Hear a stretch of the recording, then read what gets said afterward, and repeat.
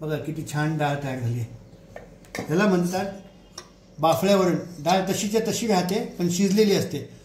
पालक, डाळ, बाकीचे टमाटा, हिंग हे सगळं छानपैकी मिक्स होऊन आपली पालकाची खडी डाळ वरण तयार झालेलं आहे.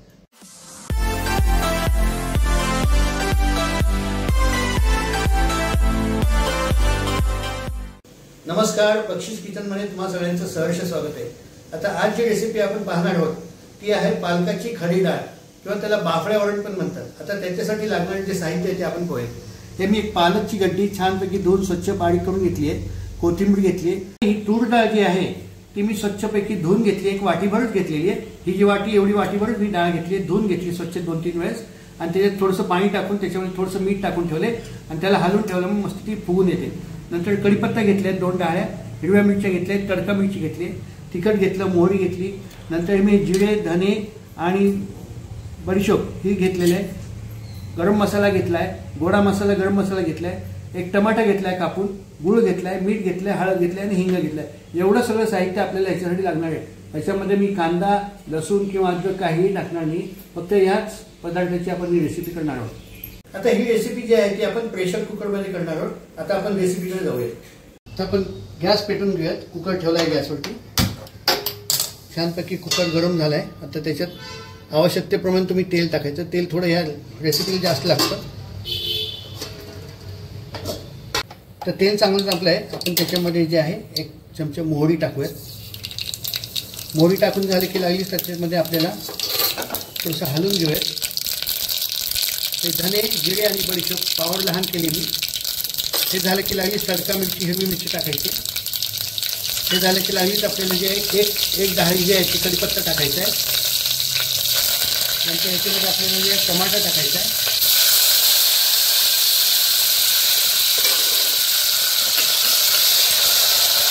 टमाटर टाकून झालं की लागलीच आपल्याला ह्याच्यामध्ये थोडंसं टमाटर नरम व्हायचं की मीठ टाकायचं. नंतर बाकी मीठ टाकू आपण. आणि त्याच्यानंतर आपल्याला ह्याच्यामध्ये चवीसाठी हिंग घालायचं आहे. हिंग थोडा जास्त घालायचा आहे कारण आपण ह्याच्यामध्ये लसूण, अद्रक वगैरे काही घातलेलं नाही आहे. आता त्याला 2 मिनिटं चांगलं परतू देऊयात टमाट्याला. ह्याच्यामध्ये आपल्याला जे आहे ते गूळ टाकायचं आहे. एक छोटा खडा गुळाचा टाकलेला आहे. आणि ते झालं की लागलीच आपल्याला ह्याच्यामध्ये थोडा थोडा पालक टाकायचा आहे.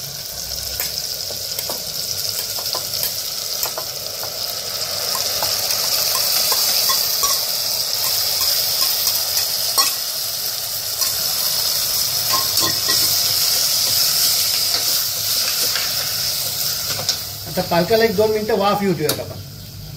आपण बघू शकता पालकाचा छान कलर बदललेला आहे. आता ह्याच्यामध्ये आपल्याला जे आहे ही डाळ जी आहे ना ही टाकायची. मिठाच्या पाण्यामध्ये मी एक 10-15 मिनिटं ही डाळ भिजून ठेवली होती म्हणजे ती तशीच्या तशी शिजते. पालक जे आहे, डाळ आणि पालक जे आहे ते आपण चांगलं हलवून घेऊयात. आता ह्याच्यामध्ये आपल्याला सगळ्यात मसाला, तिखट वर सगळं टाकायचं आहे. डाळ टाकून झाली की आपल्याला ह्याच्यामध्ये रंगाचं तिखट आणि चवीचं तिखट जे आहे ते टाकायचं आहे. ते टाकून झालं की एकदा आपण हलवून घेऊयात म्हणजे डाळीला, वरणाला चांगला लाल रंग येतो. आता ह्याच्यामध्ये आपल्याला थोडीशी हळद टाकायची आहे. आणि आपण गोडा मसाला आणि गरम मसाला घेतला होता तो पण टाकून द्यायचा 1-1 चमचा.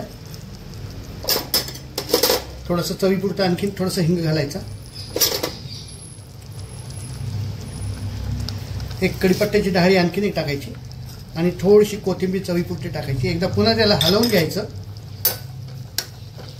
आणि मग आता ह्याच्यामध्ये आपल्याला आवश्यकतेनुसार 1 पातेलभर पाणी टाकायचं.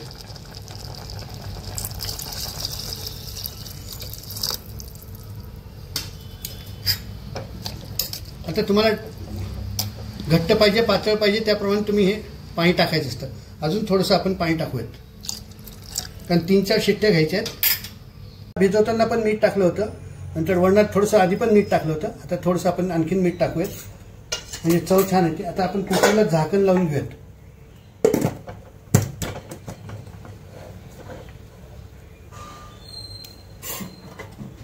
एक शिट्टी लावून घेऊयात. मीडियम पॉवरवरती आपण 3-1 शिट्ट्या करून घेऊयात.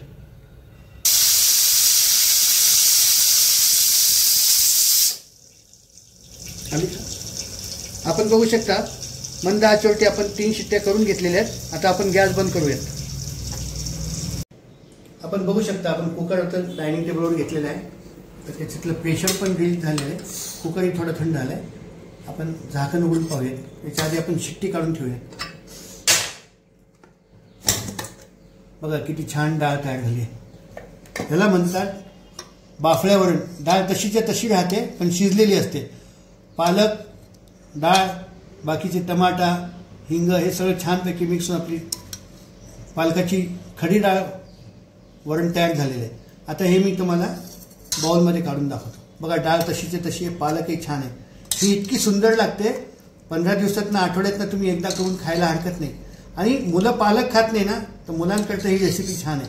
मुलंही हे वरण खूप आवडीने खातील असं माझी अपेक्षा आहे. बघू शकता हा मी भात घेतलेला आहे. बाफळ्या वरण घेतलं आहे किंवा याला पालकाची खडी डाळ म्हणतात. पोळी घेतली, पराठा घेतलेला आहे, चटणी घेतली दाण्याची आणि हे मिरचीचं लोणचं आहे ज्याची रेसिपी मी ऑलरेडी 2 आठवड्यापूर्वी दाखवलेली आहे. आणि हे वरण. आता ह्याच्यामध्ये काय करता येईल तुम्हाला, जर का तुम्हाला ह्याच्यामध्ये लसूण अद्रक घालायचं असेल तर तुम्ही वेगळी तळी करून घालू शकता. पण मी घातलेली नाही आहे कारण कुणाला आवडतं कुणाला आवडत नाही.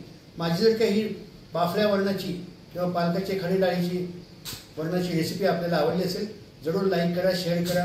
आणि आतापर्यंत जर का आपण माझ्या चॅनलला सामील झाला नसाल जरूर सामील व्हा. माझ्या चॅनलला सबस्क्राईब करा. पण ही एकदा तुम्ही रेसिपी करून का खूप छान लागते आणि मुलांसाठी ही रेसिपी खूप छान आहे. धन्यवाद.